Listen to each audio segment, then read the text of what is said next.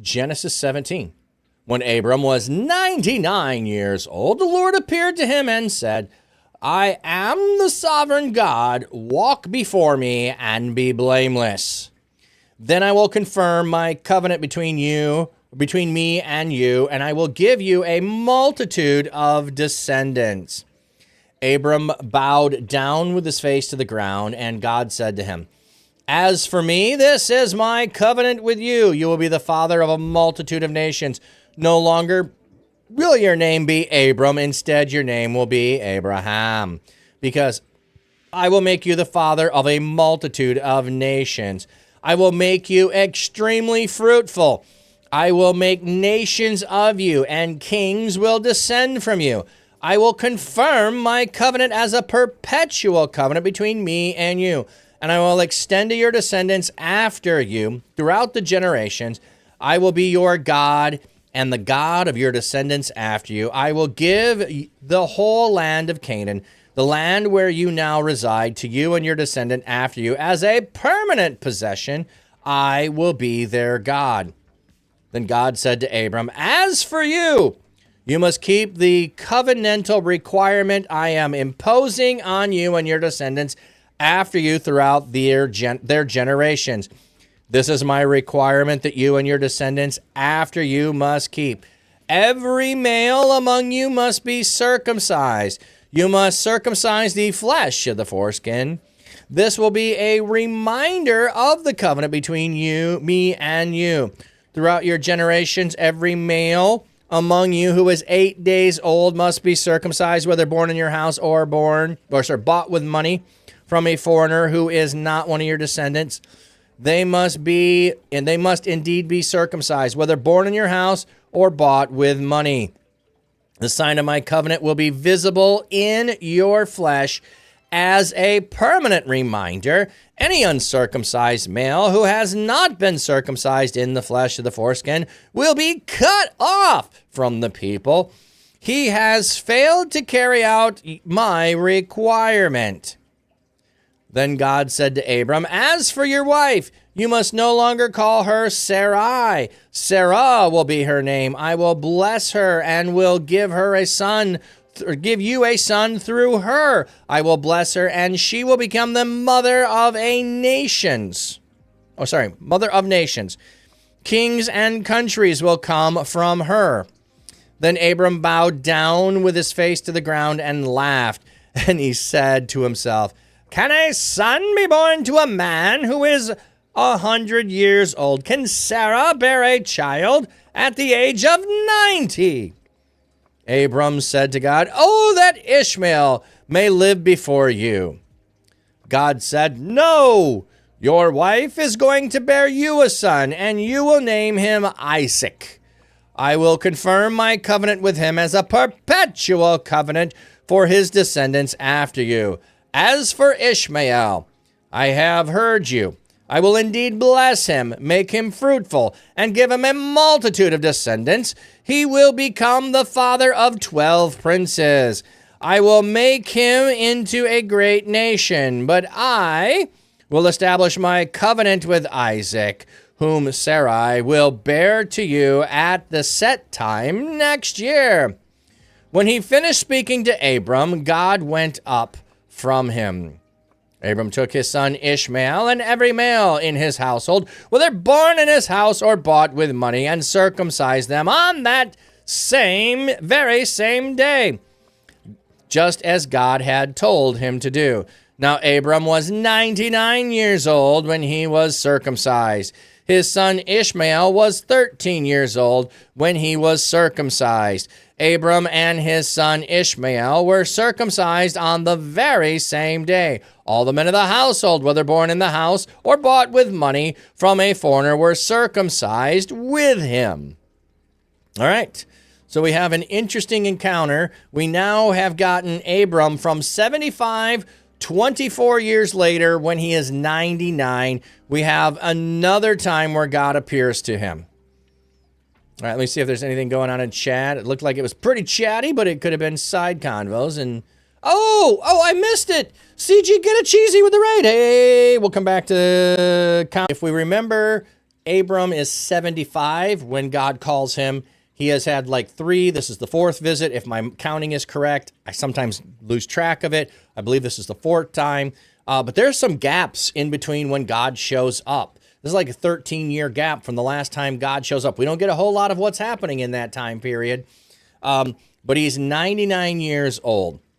And God appears to him and says, walk before me and be blameless. Okay, walk is your way of life. Okay, so this isn't just walk. It is what you do. It is how you live. So live out your life is a good way to think about it. Your walk is your way of life. So you're going and you're coming, and be blameless.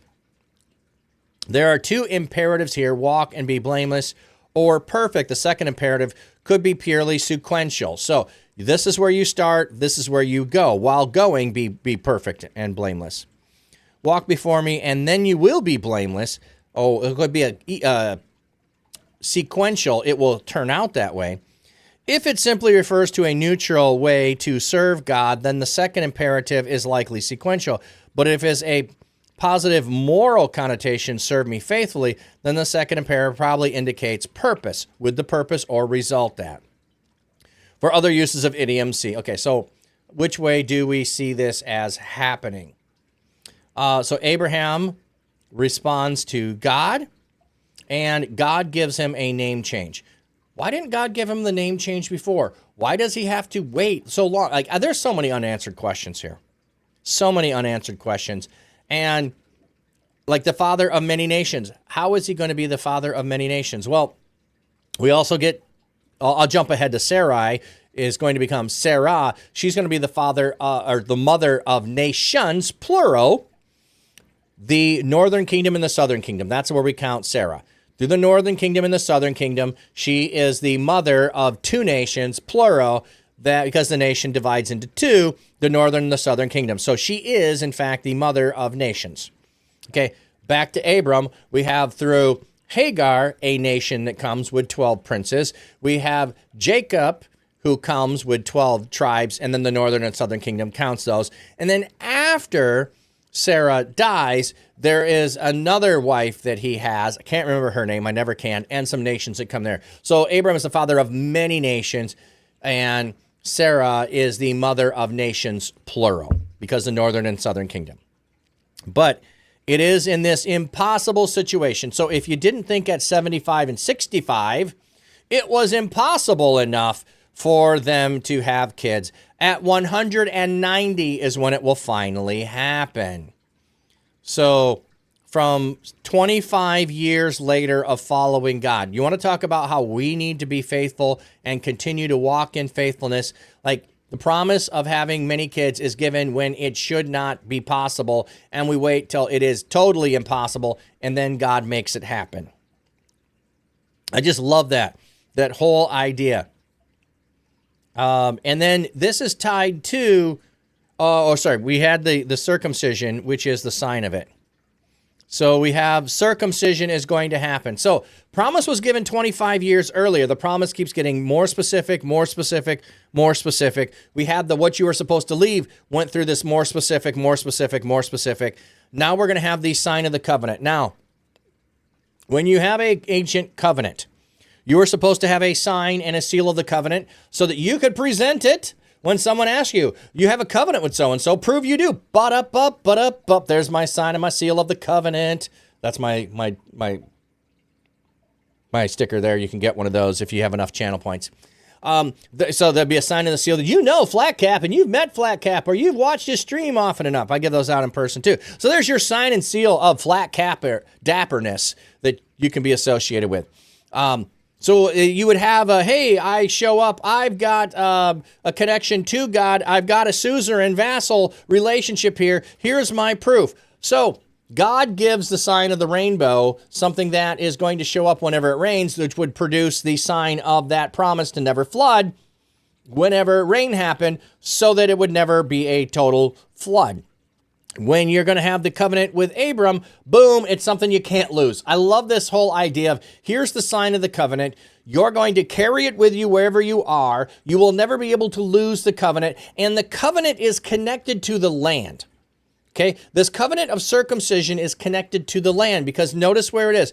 It will be a perpetual for all generations. I am giving you the land. The land is for your descendants. The sign of the covenant for the land is on the foreskin. The land is passed down through the male heir. That's why the sign is for the men, not for the women, because it's not a sign of the covenant of relationship with God. It is a sign of the land covenant, and therefore is only given to the men. And also notice it's on the 8th day they must be circumcised. This totally fascinates me, this whole idea of that. My covenant. Yeah. McDonald's made up parody. Yes. Mick Covenant there. You have 8 days. Science have studied there is something that does happen on the 8th day that kind of seems like a natural anesthesia or anesthetic, I don't know the right word there, to use for it, so that painfulness of it, so like your body goes through some things as you age out of the womb, and your body does certain stuff that progresses in like rapid succession, and so there is some natural, like it's just fascinating. So why did God pick the 8th day? Don't know. But you have the 7 days of creation, you have the totality of new life that has begun, and circumcision on the 8th day. Otherwise, I don't know why 8th is picked at all. But you have 7, the number of totality, the 8th day, now you're beginning the 2nd week of life, you circumcise and devote to God on the 8th day. He also then has everyone in the entire household. Like, they're vulnerable now. This is going to become a thing later on. We're going to get the details of how, like, if you are older and you have this procedure done, how the weakness of you happens. But as an infant, it's not as detrimental to you. You are already weak and incapable, and you have some natural, it seems, but oddly enough, Western medicine practice is to circumcise all. Well, in the hospital, instead of wait for a 1 week child visit, if they're wanting to follow that, and they know the medical stats of it, which I did not know when my kids were younger. I did not know that understanding of it. I might have decided to wait for 8 days. I might have decided not to. I mean, the Bible does not tell me as a non-Jewish person to do it. Okay, is there anything else?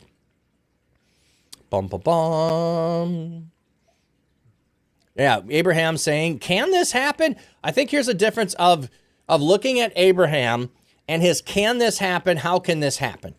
The same way that Mary says, how can this happen? As opposed to John's father, Zechariah, who says, God, this can't happen. So Abram's like, how could this happen? He laughs. Later on, Sarah is going to laugh. So there is that whole laughter of the possibility that this could happen. But then God does hear Abram's plea. So notice what Abraham does. Abram is always concerned with someone else. So he's concerned, I believe, with his sister Sarai, and that's why he marries her. If she is known to be barren before he marries her, to care for her. Why does he bring Lot along? Because if Lot's father is dead, that would be why. If he's not dead, then I'm not sure.